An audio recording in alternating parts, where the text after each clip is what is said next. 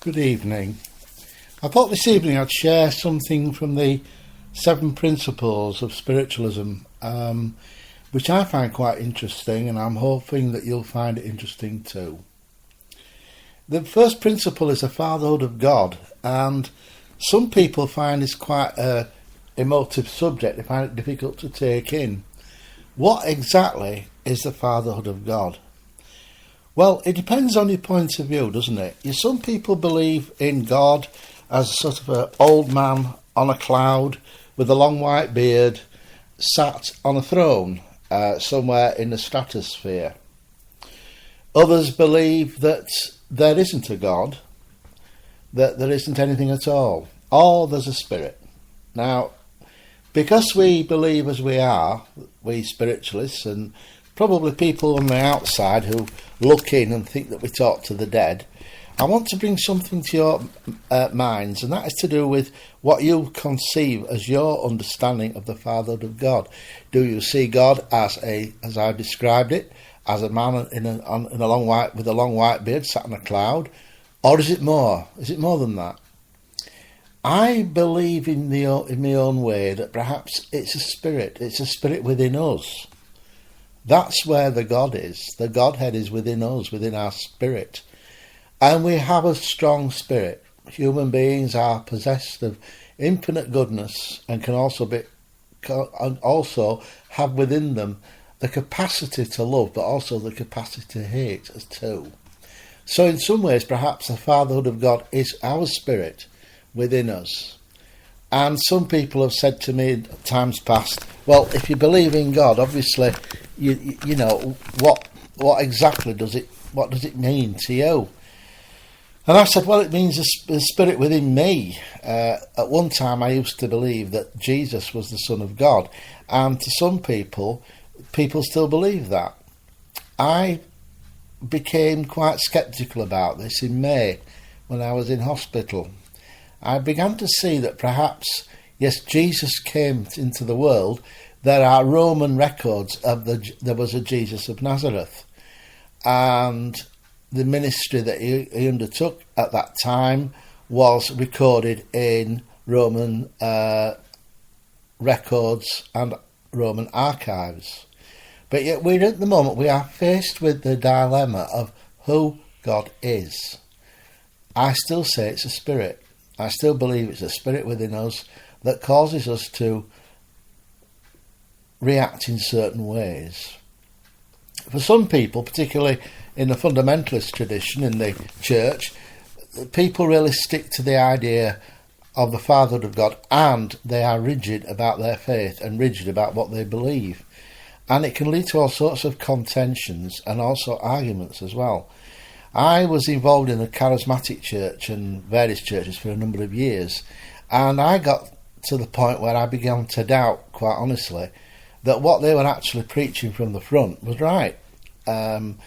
It was really what I call the Billy Graham type ministry. Now, I've no offence, no question at all. Billy Graham did a lot of good, but also some of his followers did a lot of harm as well. They brought people to a knowledge of, as they put it, Jesus Christ, and that was about it. They were left to flounder on their own. And in some ways, perhaps that's gone on since. And now we've gone through sort of phases in the church where we've had different groups coming up and then disappearing. We had the Pentecostals in the 1970s, and then later in the 70s, we had the Charismatics. And to anybody that doesn't know what I'm talking about, these are people who are enthusiastic in their worship. You've probably seen it on the television, you may have seen it on Sky or whatever, but you'll notice that they do their worship in a very different way. And in some ways, if you've been involved in anything like that, you feel pretty lost in it, because you feel as if you are sort of one on your own. And you're surrounded by all these people with shining faces and raised hands, and the music's that loud you can't hear yourself think. And it's a form of brainwashing. I'm sorry, but it is. And you end up in a situation where you feel perhaps you are not part of this and you want to get out of it. And in most cases, a lot of the people that are involved in it leave. I was one of them. And you want to find something of God in yourself. And so you begin to start seeking, and you find that perhaps where do you fit in? Which church suits you? And in the end, you come to the ultimate decision that perhaps you don't need to seek God in a church building. I know this may sound a bit odd, but in some ways you find God in yourself. And when I think back to May, I thought about this quite seriously tonight. In actual fact, when I was in hospital in May, I was the church. It was me, Paul, that was the church. The church was in me. God was in me. Not somewhere else, not a figure on a throne, but was in me. And what brought me round back to moderate health, if I put it that way, was the idea that I had peace in my soul, in my spirit, and I felt that very strongly. And I also felt that God was in me and wasn't an exterior force, but was in my thoughts and in my actions. Now, sometimes we have fundamentalists in other religions as well who are causing us quite a lot of concern at the moment. Their belief is sticking to this idea that we all have to conform to their belief, and it can be quite dangerous. It's almost like a form of what I call religious Nazism. It's a form of fascism. If you've got to believe my way, or if you don't, then it's the worst thing that can happen to you. So in a way, we have to learn from our mistakes within the church and also learn to operate outside of it as well. And most of the time I work within the framework of the church, or I speak at various spiritualist churches in Yorkshire, in the UK. But sometimes I've spoken at a Christian church in a place called Leeds, and I found recently over the time that I've been on one side recovering, that there are some things that I find difficult to understand, and some of the things are to do really with what they see as their belief. And I'm not knocking what they believe, because they believe it and they believe it strongly, and nobody should ever have the faith not. Now, I've been in churches where there might be a situation where the spiritualist church is not quite a bit. You go into some churches where they think we talk, as I said earlier, we talk to the dead, and it's the impression that it's given by, not by us, but we get a bad press, unfortunately. But we're not the only ones that get a bad press, because other churches do.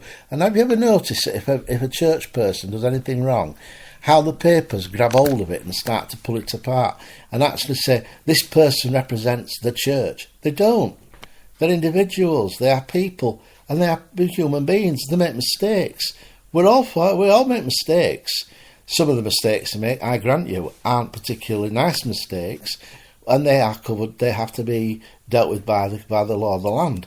But very often, some of the things that churches get accused of, it's really strange, because in a normal everyday life we accept things so readily, and we don't actually think of them being wrong. So in some ways, the fatherhood of God really means to me that perhaps we need to look closely at what we believe within our spirit, within ourselves. And in that respect, we've got to think about where we stand spiritually as well. Do we believe in a situation where we've got this guy on a throne up in a cloud? Do we believe that Jesus was the Son of God, or do we think in another way that perhaps he was sent here to lead by example, to show us the way? And for me, in some ways, that's been the situation.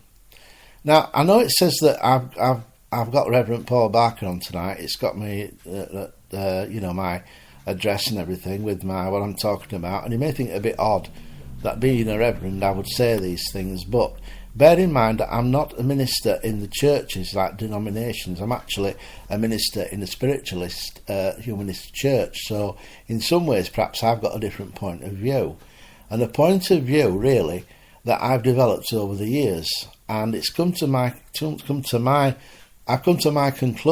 that in some ways, perhaps, we all have to look at what we believe in, and it's no good just accepting it as truth just because somebody says so. As I said earlier about preachers in churches, they get this impression that because they have a way of putting things across, they are right. You get somebody who gets up and gives what they call a sermon or an address or a bit of philosophy, and they actually give something, but it's what they've put together. And very often they haven't got the understanding to be able to put it together from the Spirit, from the divine Spirit within them. They've got it out of a book, and they might have got it from what they call a Bible commentary. And what they do is they knit it all together. It's very clever how they do it. But at the end of the day, they're not saying no, really. They're not saying anything that's important.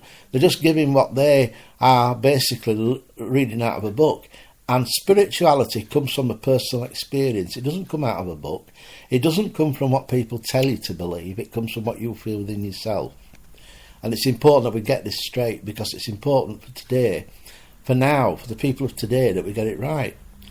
And that's probably why I've got a different attitude, and probably a more relaxed attitude towards faith, and if you want, religious belief. Not because I don't believe, I do, but not in the way that people normally do. I have got a different idea of things, and I'm entitled to my opinion, the same as anybody else. And I would no way would I put my views or my opinion onto somebody else just because I believe in a certain way. So in some ways, perhaps there needs to be a wider discussion about why we believe things, why we believe in the fatherhood of God. Maybe we need to look at the Spirit within us that's there. It's a Spirit that's within us, and it's there. And I know this to be true, because at one point, as I related to before on my broadcast, that I actually got to the point where I knew I was about to leave this earth, and I had a peace about it. To be honest, I didn't fight it or anything like that. I just thought, well, if it's Paul, it's your time, and it turned out it wasn't. And yes, I do believe in prayer. I do believe in healing.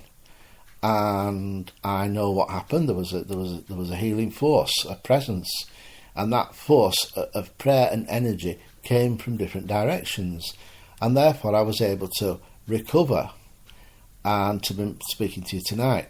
So it's important that we get this right. It's important that we realise who we are and what we stand for. And in the fatherhood of God, it's an open thing, isn't it? It's an open question, really, what we believe in that area. Now, continuing on to this, I want to talk a little bit about the brotherhood of man, because they're both together. The fatherhood of God, the brotherhood of man, are the first two statements in the SNU belief. And the second one is brotherhood of man. Now, the brotherhood of man is interesting because it's actually to do with working with other people of a different belief, different faith. You get Christians who won't work with us. They think we are evil people. We've got Christians who think we ought to with a fork in our hand and be down in the pit, as they put it. And in effect, what they do is they deny everything that they're supposed to purport to believe in. The brotherhood of man means we take care of other people, we take care of those around us. And in some ways, perhaps that's to do more with the people that we come in contact with on a day-to-day basis. It's easy to be a spiritualist in a situation where there isn't any interference from other churches or belief, or there's what I call dogma, which is basically the belief that people have been brought up with. It's very interesting to note how many people have been brought up into one particular tradition but change into something else to go somewhere else, to another church. And the experience I've had with the spiritualist church is quite interesting, because a lot of the people that are in it came from the Catholic faith. A lot did come from there. There weren't that many come from the Methodists or from Salvation Army, but there are a few who did. And it's amazing because they find within spiritualism a different way of going on. It's a different way of thinking.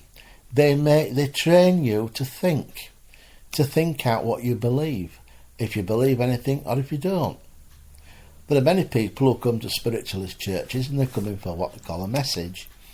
They're hoping to hear from loved ones or some encouragement from spirit, from the divine spirit. And in some ways, perhaps when they come in, it's an unexpected way of thinking. They come in, and some people find it difficult, and they come in and they sort of look round and they think, oh, it's not as bad as I thought. They're not all sat here in darkness then, and there isn't somebody up at the front with a big wind turbine, swinging it round to make it go windy, and these funny voices coming and all this sort of thing. They see it as it is,